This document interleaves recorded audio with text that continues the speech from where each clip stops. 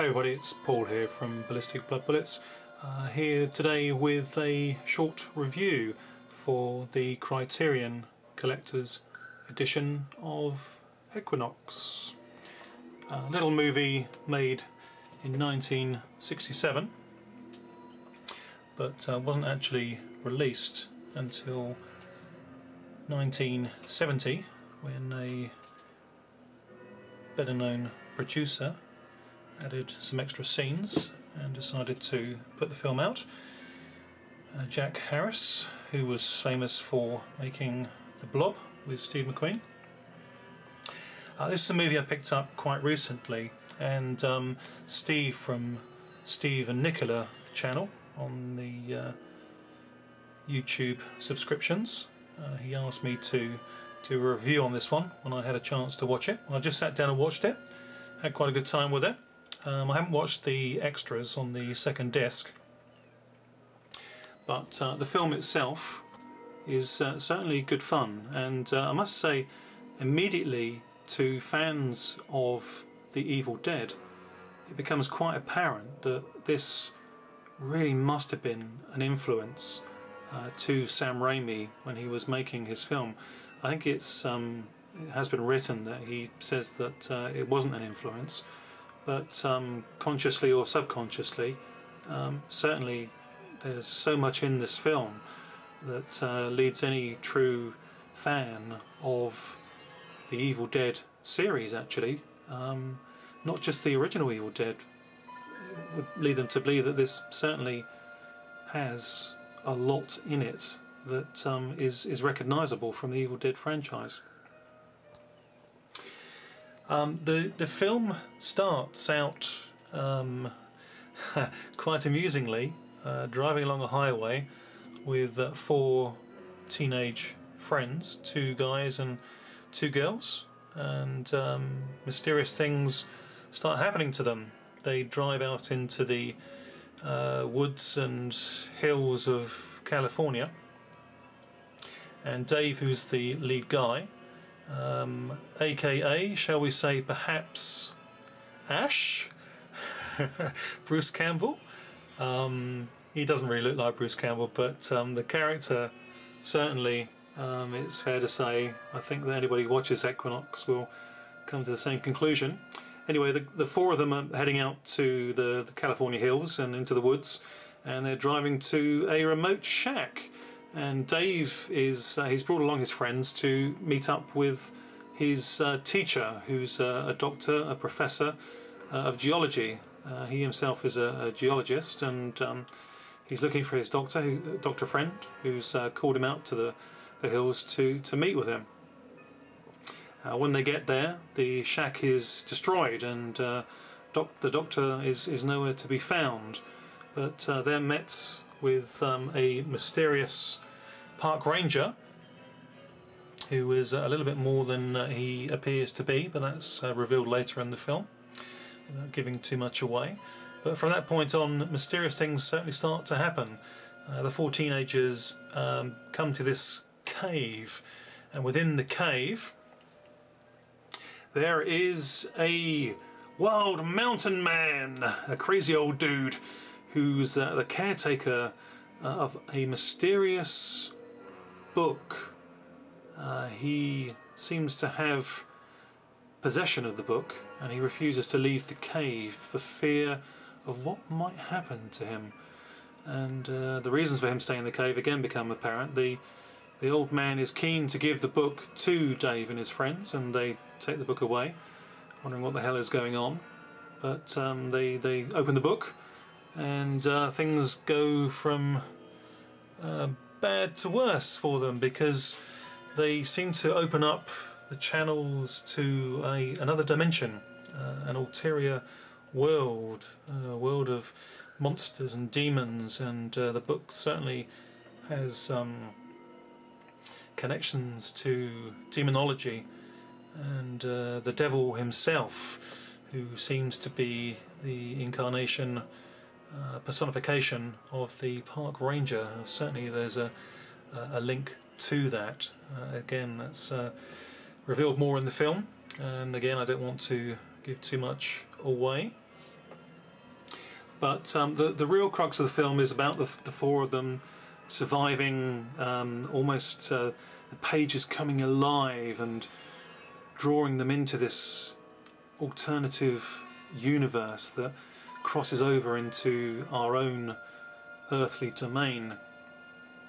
The effects are extremely well done. I mean, it clearly shows itself as being a late 60s film. As I say, even though it was released in the 70s, it's got that 60s flair to it.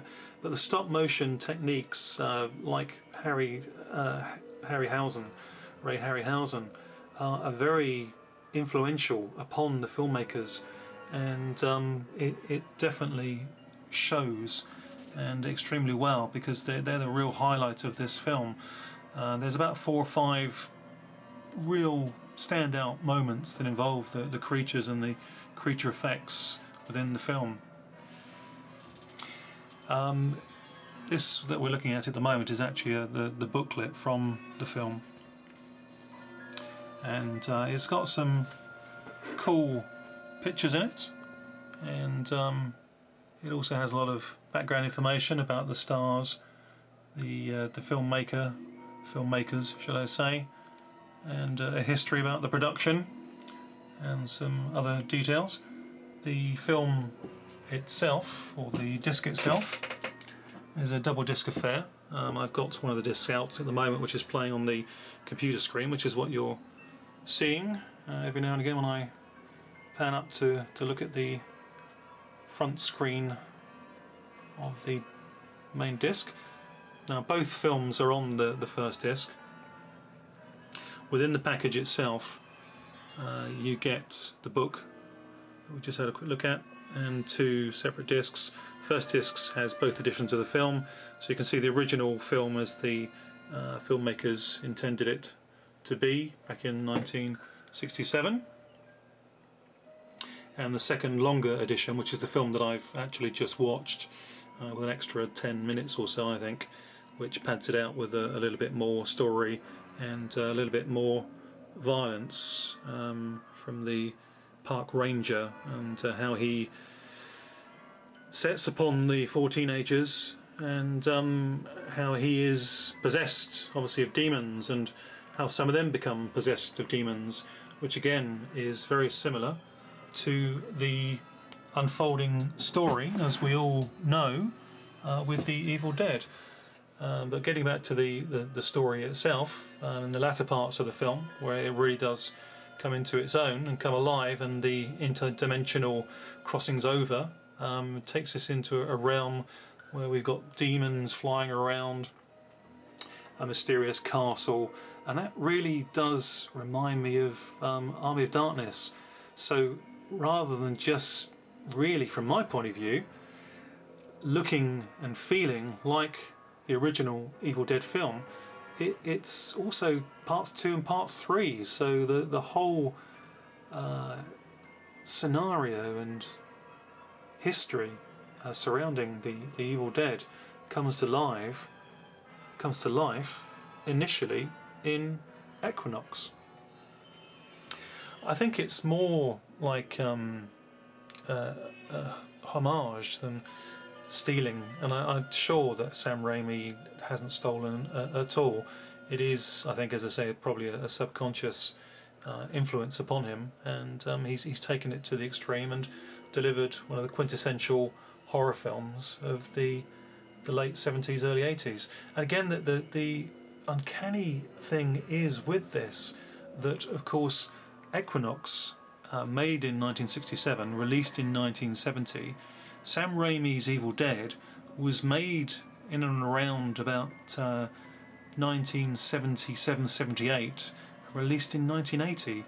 There really is a very strange and coincidental paradox and timeline that links the 2 films. I think they're both great in their own makeup and design. Evil Dead is just the quintessential horror film. I mean, it's a classic. This one is more story driven, very, very low budget. Pretty good performances from those concerned. I mean, it does come across as being like a young filmmaker's project that's been expanded upon, but the time and trouble that's put in to making the special effects with these creature effects and the stop motion is incredible. I mean, it really does deserve great plaudits. They've done a terrific job. The film ends on a question mark, and you'll discover why for yourselves if you take the time and trouble to dig this one out. I do recommend it. I think it is worth picking up. I wouldn't spend an excessive amount trying to seek it out. It is a film that will be appreciated more by fans of The Evil Dead and low budget filmmaking and character driven films. It's a short film. It's only I think it's about 71 minutes long, and it's slightly shorter version in the original cut of the film, so it's not going to take up too much of your time, and it's a fun experience sitting through it and enjoying it. And as I say, for me it's a big kick drawing the parallel sort of links to The Evil Dead. That really for me was quite incredible, and it was like a throwback to watching The Evil Dead for the first time all those many years ago when it was first released. Overall, definitely thumbs up. Definitely worth seeking out for fans of this type of film. Won't appeal to everybody, but it's not released for everybody. It is released for, you know, the true B-movie, fun, horror loving fans of this type of genre. So as I say, a thumbs up, definitely worth seeking out, and if you can pick it up for a good price, I would recommend doing so. Criterion have done a good job, and I look forward to checking out the extras that come with the film. But for now, leaving you with a closing shot of Equinox, the opening credits and the front page of the first disc, and enjoy, seek it out. Thanks for watching, take care, see you soon, bye for now.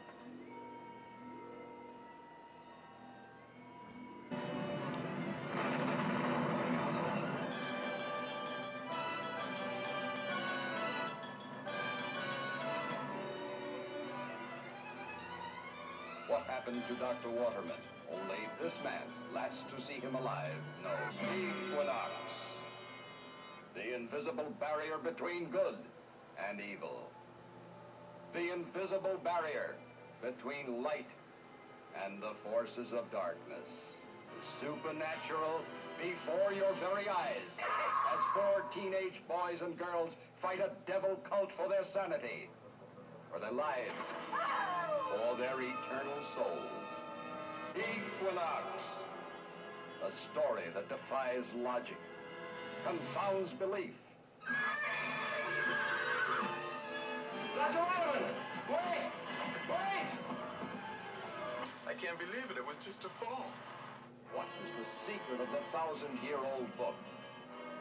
What are the unspeakable horrors conjured by the forces of evil?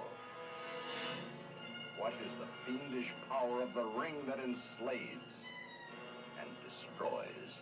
What is the one symbol that can hold at bay the hosts of hell unleashed on earth? Equinox. Proving again that there is more in heaven and on earth than is dreamt of in our philosophy. Equinox. Equinox. Begins where Rosemary's Baby left off.